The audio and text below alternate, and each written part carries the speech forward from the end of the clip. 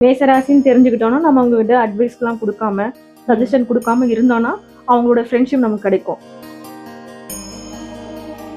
மேசராசியில பிறந்தவங்க வந்து பாத்தீங்கன்னா முதன்மையான ராசியா வர்றதுனால எல்லா விஷயங்களும் நம்ம முதன்மையா இருக்கணும் அப்படின்ற எண்ணம் வந்து அதிகமா இருக்கும். வேகத்தோட விவேகம் வந்து ரொம்ப கம்மியா இருக்கும். ஆனா இவங்க வந்து நல்ல தைரியசாலி. ரொம்ப வந்து இவங்களும் தைரியசாலியா இருப்பாங்க. கூட இருக்கிறவங்களும் தைரியப்படுத்துவாங்க. எந்த மாதிரியான தொழில் வந்து இவங்களுக்கு செட் ஆகும் மேம்? ராணுவம், காவல்துறை இதுலெல்லாம் பாத்தீங்கன்னா இந்த மேச ராசியில பிறந்தவங்க வந்து பெரும்பான்மையா இருப்பாங்க. சின்னதா ஒரு தொழில் செஞ்சா கூட அது வந்து பிரம்மாண்டமா செய்வாங்க. ஒரு டீ கடை வச்சா கூட அதுக்கு வந்து லட்சக்கணக்கா செலவு பண்ணி டெக்கரேஷன்லாம் இன்டீரியர்லாம் பண்ணுவாங்க. ஜீவ சமாதி, கல்லறை வழிபாடு, சித்தர் வழிபாடு இதெல்லாம் இவங்களுக்கு சாதகமா இருக்கும். நேயர்களுக்கு வணக்கம்.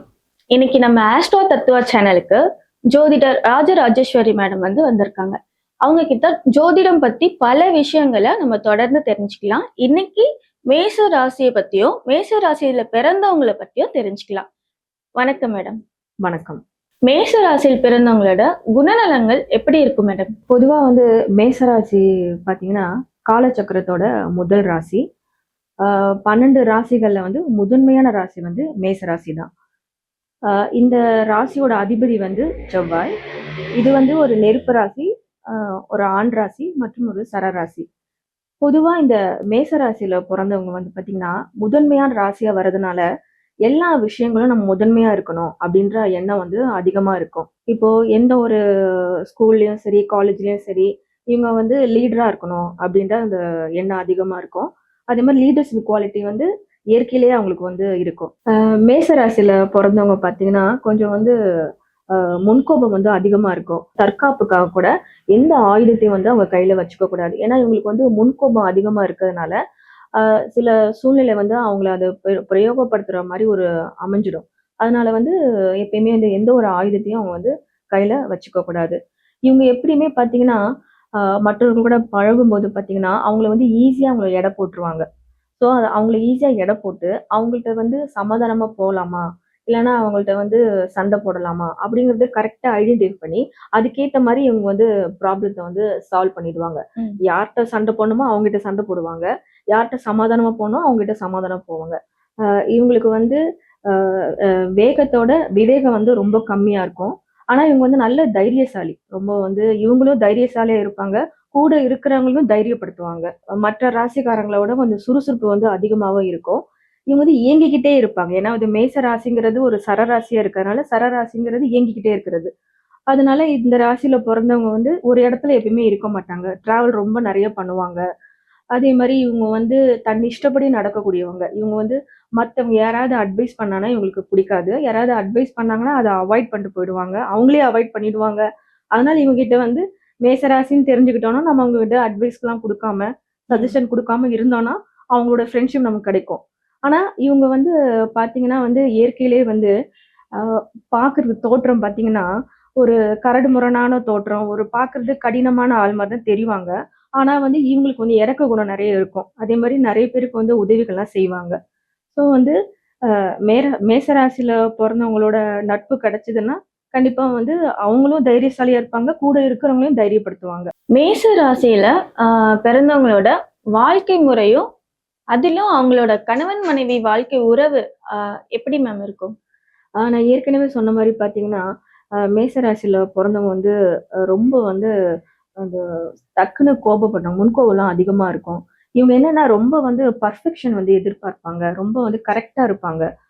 அதனால இங்க என்ன பண்ணுவாங்கன்னா, வேலை செய்ற இடத்துலயும் சரி, தொழில் செய்ற இடத்துலயும் சரி, குடும்பத்திலயும் அதே இது எதிர்பார்ப்பாங்க.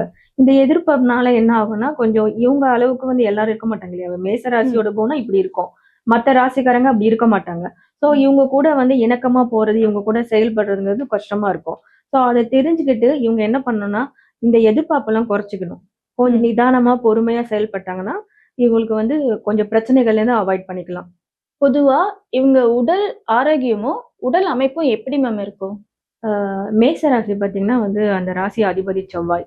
ஸோ அதனால வந்து செவ்வாய்ங்கிறது ஒரு அ அ யுத்த கிரகம், போர் கிரகம். அதனால என்னன்னா, இவங்க உடல் அமைப்பே பார்த்தீங்கன்னா, ஒரு போர் வீரர் மாரி இருப்பாங்க. ஒரு போர் தளபதி மாரி தோற்றம் இருக்கும். அ அதே மாரி பெரும்பாலுமே பார்த்தீங்கன்னா, ராணுவம், காவல்துறை இதுலலாம் பார்த்தீங்கன்னா, இந்த மேச ராசியில பிறந்தவங்க வந்து பெரும்பான்மையா இருப்பாங்க. இவங்க உடல் அமைப்பு வந்து ரொம்ப வந்து கட்டுக்கோப்பா வச்சுப்பாங்க. அதே மாரி ஜிம்மு போறது, அ அது நடைப்பயிற்சி செய்றது, இதுலலாம் ரொம்ப ஆர்வமா இருக்கும். உடல் அமைப்ப நல்ல கட்டுக்கோப்பா பார்த்துப்பாங்க இவங்க. இவங்க எந்த மாதிரியான உணவு பழக்கங்கள் எடுத்துக்கிட்டா ரொம்ப நல்லது மேம்? இயற்கையா பார்த்தீங்கன்னா, மேச ராசி வந்து வந்து ஒரு உஷ்ண ராசி, ஒரு நெருப்பு ராசி. அப்ப இந்த ராசியில பொறந்தவங்களுக்கு வந்து உடல் அமைப்பு பார்த்தீங்கன்னா, கொஞ்சம் உஷ்ண தேகி தான் இவங்க. அதனால இவங்க வந்து எப்படின்னா, உடல வந்து குளிர்ச்சியா வச்சுக்கிறது நல்லது. இவங்களுக்கு பெரும்பாலும் பார்த்தீங்கன்னா, உஷ்ண சம்மந்தப்பட்ட, வெப்பம் சம்மந்தப்பட்ட நோய்கள் தான் வரும். அதாவது அல்சர், அ அந்த மாரி குடல் சம்மந்தப்பட்ட வியாதிகள், அப்புறமேல் இந்த ஹீட் பால்ஸ்ன்னு சொல்லுவாங்கல்ல, நெருப்பு கொப்பளங்கள், இதெல்லாம் வர்றதுக்கு வாய்ப்புகள் அதிகம். அதனால இவங்க என்ன பண்ணணும்னா, இந்த காரமான உணவுகள்லாம் கொஞ்சம் தவிர்க்கணும். இந்த மசாலா சம்மந்தப்பட்ட ம். உணவுகள் தவிர்க்கணும். எண்ணெய் ரொம்ப சேர்த்துக்க கூடாது. ஃப்ரைடு ஐட்டம்ஸ்லாம் சேர்த்துக்க கூடாது. தினசரி பார்த்தீங்கன்னா, அந்த அந்த உடம்ப வந்து குளிர்ச்சியா வச்சுக்கிறதுக்காக, ஏன்னா உஷ்ண தேகியா இருக்கிறதுனால, கீரைகள், பழங்கள், காய்கறிகள், குறிப்பா பார்த்தீங்கன்னா, இந்த வழவழப்பான காய்கறிலாம் இருக்கு பார்த்தீங்களா? வெண்டைக்காய், சேப்பக்கிழங்கு, இந்த கருணைக்கிழங்கு, அத வந்து பிடிகரணன்னு சொல்லுவாங்க. இந்த மாரி காய்கறிகள வந்து தினசரி சேர்த்துட்டு இருக்கணும். அதே மாரி கீரை வகையில வந்து புளிச்ச கீரை வந்து இவங்களுக்கு ரொம்ப நன்மை குடுக்கும். ஸோ இந்த மாரி பழக்கவழக்கங்கள அ கடைபிடிச்சுட்டு வரணும். அதே மாரி வாரம் ஒரு முறை கண்டிப்பா வந்து எண்ணெய் தேய்ச்சு குளிக்கணும். இந்த மாரி பண்ணும்போது இவங்களுக்கு வந்து அந்த உஷ்ண தேகத்த குறைச்சு உடம்ப வந்து குளிர்ச்சியா வச்சுக்கிறதுனால, இந்த மாரி வெப்பம் சம்மந்தப்பட்ட நோய்கள வந்து இவங்க தவிர்த்துக்கலாம். இவங்க எந்த மாதிரியான தொழில்லாம் செய்யலாம்? எந்த மாதிரியான தொழில் வந்து இவங்களுக்கு செட் ஆகும் மேம்? மேஷ ராசியில பொறந்தவங்க பார்த்தீங்கன்னா, இவங்களோட வந்து சிந்தனையே ரொம்ப பிரம்மாண்டமா இருக்கும். எது ம். செஞ்சாலும் வந்து நல்லா பெருசா செய்யணும் அப்படின்ற எண்ணம் வந்து அதிகமா இருக்கும். அதனால இவங்க வந்து பார்த்தீங்கன்னா, சின்னதா ஒரு தொழில் செஞ்சா கூட, அத வந்து பிரம்மாண்டமா செய்வாங்க. ஒரு டீ கடை வச்சா கூட அதுக்கு வந்து லட்சக்கணக்கா செலவு பண்ணி டெக்கரேஷன்லாம், இன்டீரியர்லாம் பண்ணுவாங்க. அந்த மாரி கேரக்டர் வந்து மேச ராசிக்கு இருக்கும். ஸோ இவங்க பொதுவா பார்த்தீங்கன்னா, செவ்வாய் ராசியோட அதிபதி வந்து செவ்வாயா வர்றதுனால, பூமி சம்மந்தப்பட்ட தொழில்கள்லாம் இவங்களுக்கு நல்லாருக்கும். Civil engineering, building construction, building கான்ட்ராக்டர்லாம் இருக்கு இல்லையா? அதெல்லாம் அவங்களுக்கு வந்து அதுல நெறைய வந்து அவங்களுக்கு வந்து ஆதாயமா இருக்கும். அதே மாரி வந்து மெக்கானிக்கல் இன்ஜினியரிங், அப்புறமா நெருப்பு சம்மந்தப்பட்ட தொழில்கள். இப்ப நெருப்பு சம்மந்தப்பட்ட தொழில்கள்னா ஹோட்டல் இண்டஸ்ட்ரி. இதெல்லாம் இவங்களுக்கு வந்து சாதகமா இருக்கும். ரியல் எஸ்டேட்டு, ஆ இந்த மாரி ரியல் எஸ்டேட்லயே வந்து அ புரோக்கரேஜ்லாம் இருக்கு இல்லையா? ம். தரகு சம்மந்தப்பட்ட ம். இதெல்லாம் இவங்களுக்கு வந்து சாதகமா இருக்கும், இந்த தொழில்கள்லாம்.